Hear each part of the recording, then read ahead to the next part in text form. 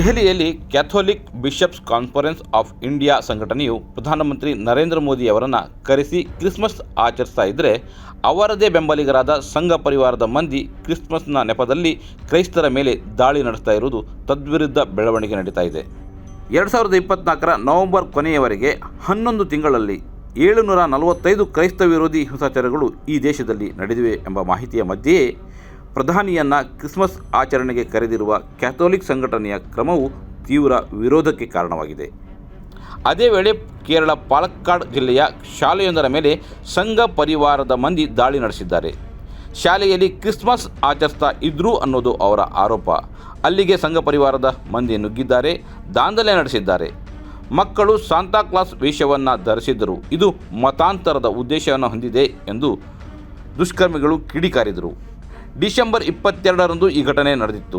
ಇದೀಗ ದುಷ್ಕರ್ಮಿಗಳಾದ ವಿಶ್ವ ಹಿಂದೂ ಪರಿಷತ್ನ ಪಾಲಕ್ಕಾಡ್ ಜಿಲ್ಲಾ ಕಾರ್ಯದರ್ಶಿ ಕೆ ಅನಿಲ್ ಕುಮಾರ್, ಜಿಲ್ಲಾ ಸಂಯೋಜಕ ಸುಸಾನನ್ ಮತ್ತು ನಲ್ಲೇಪಲ್ಲಿ ಪಂಚಾಯತ್ನ ಅಧ್ಯಕ್ಷ ಕೆ.ವಿ. ವೇಲಾಯುಧನ್ ಅವರನ್ನು ಪೊಲೀಸರು ಬಂಧಿಸಿದ್ದಾರೆ. ಈ ಘಟನೆಯ ವಿರುದ್ಧ ಡಿವೈಎಫ್ಐ ಮತ್ತು ಕಾಂಗ್ರೆಸ್ ಪ್ರತಿಭಟನೆ ನಡೆಸಿವೆ. ದುಷ್ಕರ್ಮಿಗಳನ್ನು ಬಂಧಿಸುವಂತೆ ಒತ್ತಾಯಿಸಿವೆ.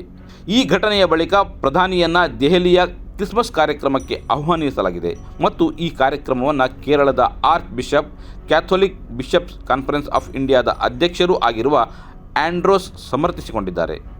ಇದೇ ವೇಳೆ ಕೇರಳದ ಹಲವು ಕಡೆ ಕ್ರಿಸ್ಮಸ್ ಆಚರಣೆಗೆ ತಡೆಯುಂಟು ಮಾಡುವುದು ಮತ್ತು ದೆಹಲಿಯಲ್ಲಿ ಪ್ರಧಾನಿ ಅವರ ನೇತೃತ್ವದಲ್ಲಿ ಕ್ರಿಸ್ಮಸ್ ಆಚರಿಸುವ ದ್ವಂದ್ವವನ್ನು ಬಿಜೆಪಿ ಬಿಡಬೇಕು ಎಂದು ಕೇರಳದ ಆರ್ಥೋಡಾಕ್ಸ್ ಸಭಾದ ಯುಹಾನನ್ ಮಿಲಿಥಿಯೋಸ್ ಹೇಳಿದ್ದಾರೆ. ದೆಹಲಿಯಲ್ಲಿ ಕ್ರೈಸ್ತ ಧರ್ಮಗುರುಗಳನ್ನು ಇವರು ಆದರಿಸುತ್ತಾರೆ, ಹೂಗಳೊಂದಿಗೆ ವಂದಿಸುತ್ತಾರೆ, ಆದರೆ ಇಲ್ಲಿ ಹೂಗಳನ್ನು ನಾಶ ಮಾಡುತ್ತಾರೆ. ಇದನ್ನು ಖಂಡಿಸುತ್ತೇವೆ ಎಂದವರು ಹೇಳಿದ್ದಾರೆ.